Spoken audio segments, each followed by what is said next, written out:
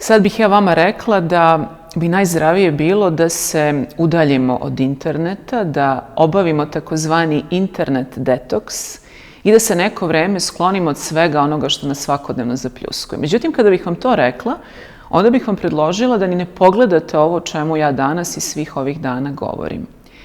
Međutim, možemo li se mi detoksirati od interneta uz odgovarajuće sadržaje koji su ipak za nas dobri? Možemo li napraviti otklon prema nečemu, a istovremeno biti bliski onome što se tamo nudi i što je za nas korisno?